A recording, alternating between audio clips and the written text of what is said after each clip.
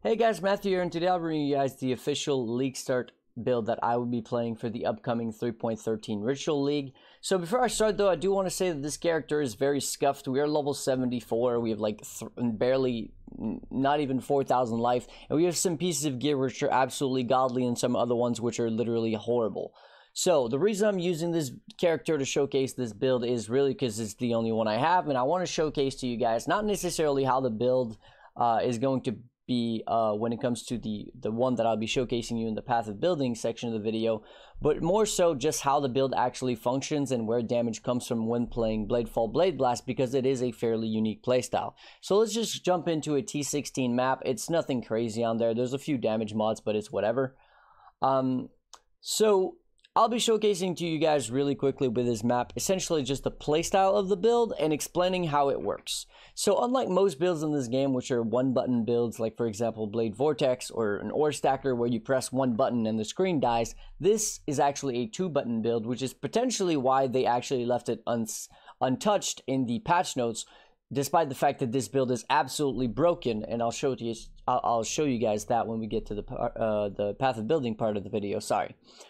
So this build is a two-button build, like I mentioned, and it is all about the rhythm of these two skills, Bladefall and Blade Blast. Now, basically we are going to Bladefall, and this is going to drop a bunch of blades. I believe it is 40 blades on base, but since I have Unleash going on, we are seeing a lot more than that. And then we are going to detonate these blades with Blade Blast, and this Blade Blast is essentially going to turn our Bladefall into mines, essentially. Is kind of the best way to put it. So we are going to Bladefall, and then as they're dropping, we're going to blast them up. And as you can see, there's one explosion happening for each and every individual blade. And what that means is that we have some massive overlap of damage going on. And this thing does insane damage, as I'll showcase. So like I said, this character is set up for poison, self-poison sextant abuse. So it's not really what I'll be showing in the actual POB section, and this is why we have a bunch of gear which is completely different than what I would actually be using in a League Start scenario. But I still want to showcase what kind of damage this build can do. And now, of course, it wouldn't be very fair to use a 6-link as we have some pretty insane gear in some of these slots. So I'm just going to go ahead and showcase to you guys what kind of damage we can do on a 3-link. So I'll be using Controlled Destruction, Blade Blast, and Brutality because this is a pure physical build. So we don't have the crit damage, the crit strikes, or the intensify, meaning our damage is nowhere near as high as it could be, right? We are using cold iron points, which are not a budget option, but don't worry, I've got you guys covered when we get to the POB. The POB part, but I do want to showcase the kind of damage even on a 3-link that this build can do. So as you can see, this is a T16 maps, and we are absolutely decimating packs. 3-link is not a problem. See this rare? Well, the rare is gone.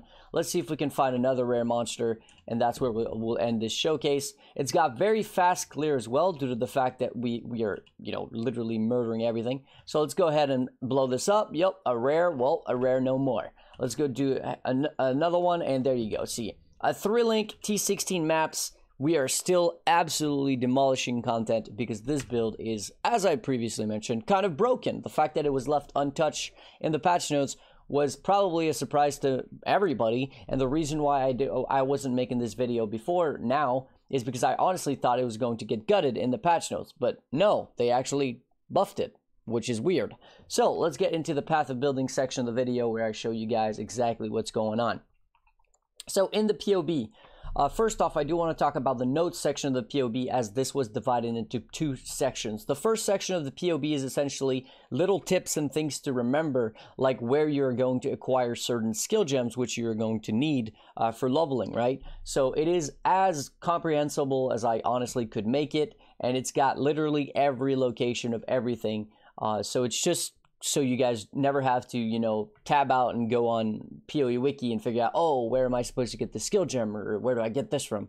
And there's also a couple little tips included in here, such as, for example, the ever so important wand craft that you can do at level 20, which is going to hard carry you all the way to maps on this build.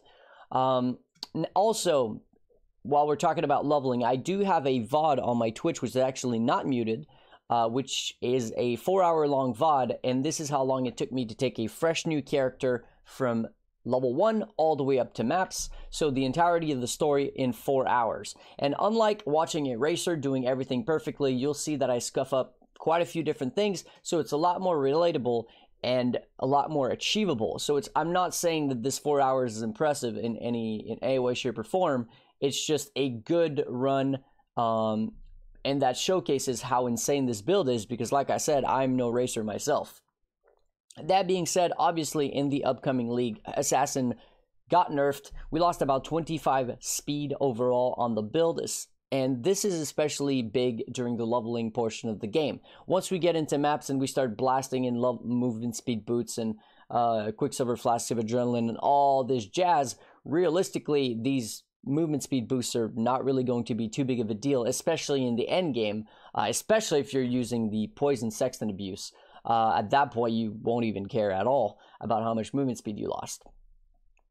So the second part of the notes in the POB is basically going to be all of your links in every single act.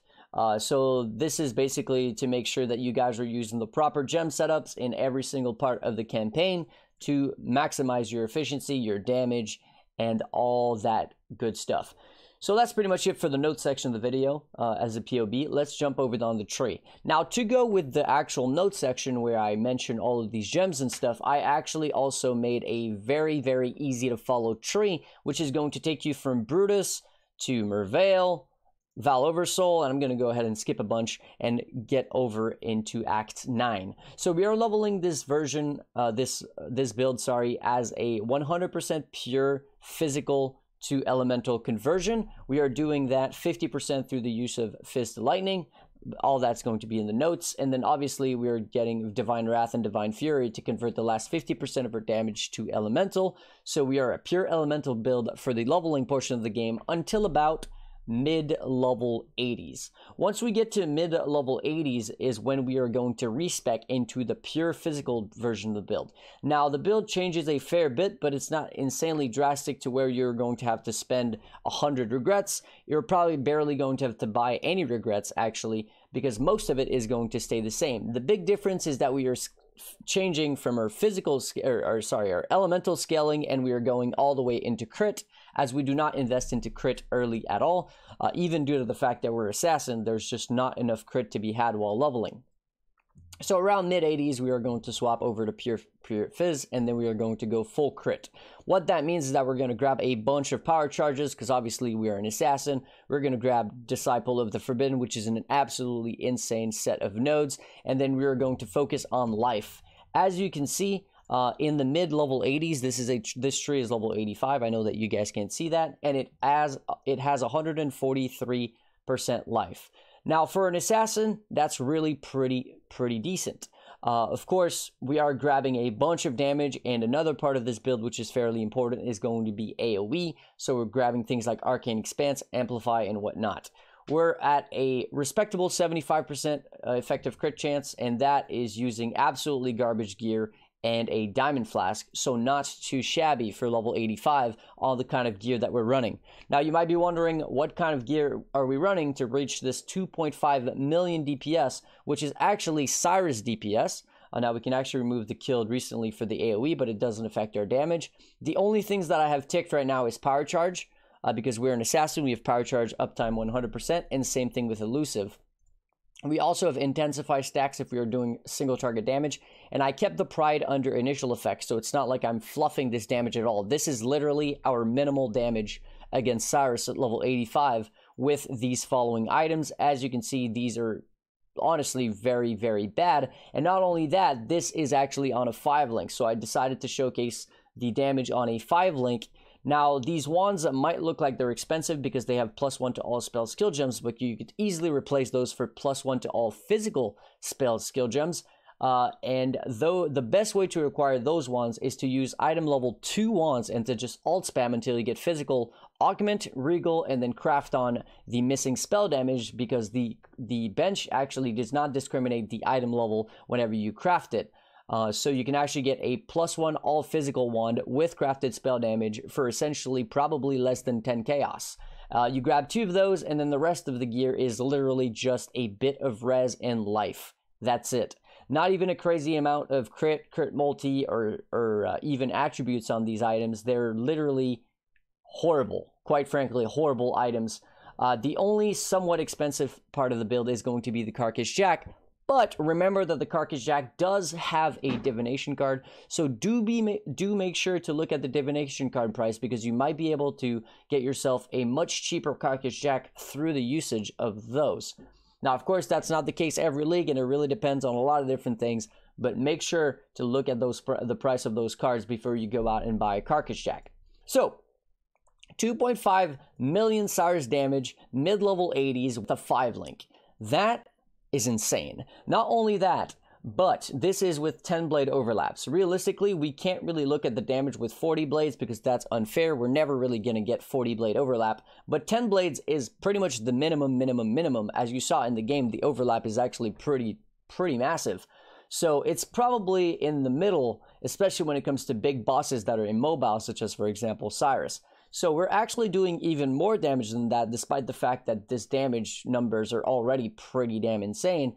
And yes, if you're wondering, this build can absolutely murder Awaken Ray 8 Cyrus on a 5-link. Not a problem, you can absolutely do it. Now, of course, it will require you to know the mechanics of the fight, but do feel free to check out a YouTube video or something about the mechanics if you're not super accustomed to them. They are really pretty easy once you get to know them quite well. So one thing that's a big problem with this build is mana sustain. This build uses a ton of mana, and the best way to actually mitigate that and fix that problem is to simply go with Eldritch Battery. So that's the reason why you're seeing this right now. This actually allows us to drop our mana flask completely and instead focus on different methods of gaining mana through, for example, regen, or even if you have additional mana problems still with Eldritch Battery, you could always go ahead and grab Mind Drinker. Mind Drinker is going to recover, which is nearly instant, 2% mana on kill, so anything that's not a boss is going to basically keep you full on mana, and then Eldritch Battery is going to come in clutch when it comes to things like bosses, because what this does is that it makes the energy shield spend energy shield, before the mana for your skill cost, and then once you have no energy shield, it's going to start using your mana. Now, in the end game, what this allows us to do is to reserve 100% of our mana and purely use Eldritch Battery to actually cast our spells. Now, this does require us to have a decent bit of energy shield, so what you'll see on these items that a lot of them are actually either hybrid, strength, and intelligence, or pure intelligence items, and you will have to make sure that you're not buying things that are pure evasion or pure armor, because if you don't have enough energy shield and you slap on Eldritch Battery, you're not going to have a good time. I would recommend at least 400 plus-ish mana to actually be able to sustain the casting, because like I said, this is a very mana-hungry build, as we're clicking 2 buttons and we're spamming them for the most part. Okay, that's pretty much it, but as a little bonus, we have also the endgame tree. The endgame tree is essentially the exact same thing, but we grab a bunch of jewel sockets. You'll see that there's a lot of jewel sockets that just appeared from the on the build, and that's it. That's really it. Between 85 and 95 is just a bunch of jewel sockets, and why that is quite simple. One of the best way to scale damage on a crit heavy build is to get jewel sockets. Those allow you to get multiple rolls with critical strike multiplier, and of course up to 7% life per jewel. Now we have 5 jewels which actually are empty slots, so that's upwards of 35% more life on the tree, and we already have 143, meaning we're going to be at about 180% life on the tree. And for an assassin build dealing this kind of damage, that's a very respectable number, especially due to the fact that we are acrobatics and phase acrobatics, so we have actually a pretty decent amount of dodge in the spell dodge, 68% and 55 respectively, so almost capped on the dodge. That of course is helped out due to the fact that we were running a quartz flask, due to the fact that we don't need a mana flask like I mentioned, because we're Eldritch Battery. And as another little bonus, I'm going to leak a strategy which I think is going to be very, very strong this league. It hasn't seen much play in the recent leagues, but that is Inspired Learnings. Inspired Learnings has been very, very cheap in the last few leagues, and this build can make great use of them. Now, what that allows us to do is to go away from the left side of the tree, so we're sacrificing a lot of life. Now, this is going to be pretty much the squishy version of the build, and you're going to let those inspired learnings carry you hard. Really, really hard. But I mean, running 3 different inspired learnings in 3 locations, which actually almost waste no skill points. I mean, survivalist is not a bad node, and we're already getting most of the other stuff. Same thing here. We're getting Mind Drinker to supplement our Eldritch Battery. We could actually completely drop Eldritch Battery, but that's probably not recommended for bosses, as we are dropping the Mana Flask. Not that you can't just grab a Mana Flask and throw it back on the build. Now, we do have 1 empty jewel socket if ever you need, for example, a potential timeless jewel to do some little shenanigans over here, or maybe just lacking some attributes or whatnot. Now, we are actually pretty heavy on the requirements for both dexterity, intelligence, and strength, all 3 of them. So this is why I actually have this 30 strength node when it comes to the inspired learning version of the tree, because we are not on the left side anymore. We're lacking strength pretty badly, and this kind of fixes that problem. And that pretty much concludes the guide. If you want to know what my personal strat is going to be, I'm probably going to go for the phys respec in the mid 80s and then jump directly into the inspired learning version of the tree, because I'm a softcore player. I don't care about dying once in a while. Cast on Death Portal is your best friend in a league start scenario, especially in softcore, not so much in hardcore. But inspired learnings are going to hard carry. 3 of them is the equivalent of having about half to a quarter of a headhunter for much cheaper. So I've been thinking about this tree for a long time now. I spent the last like 6 hours thinking about it, and this is actually what I landed on. So hopefully you guys enjoy this little build guide here. And I'm really surprised they didn't nerf this build, because it is going to be probably the most popular build for League Start, as you can easily transition this into the Sextant Poison Abuse. All you have to do is grab Noxious Strike for your Uber Lab.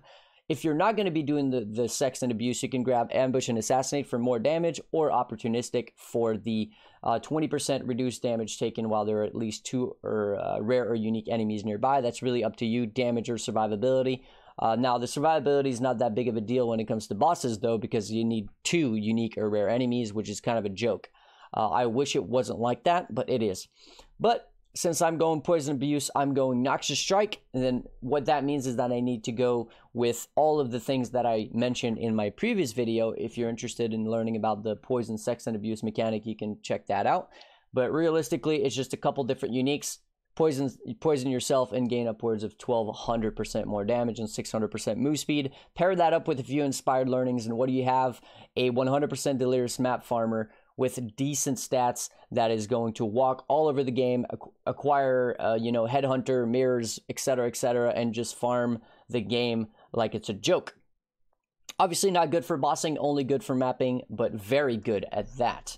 That is pretty much all I have to say for this video. Before I go, I want to say a huge thank you to my supporters: Cluzy, Luro, Gaikona, JW Player, Scott, Justin, Alex, Ollie, Matt, Kevin, Bit, Axel, and Hayden, as well as anybody else who wishes to remain anonymous, and anybody else who has supported me in the past. And that'll be Matthew signing out. I'll catch you guys in the next one. Peace.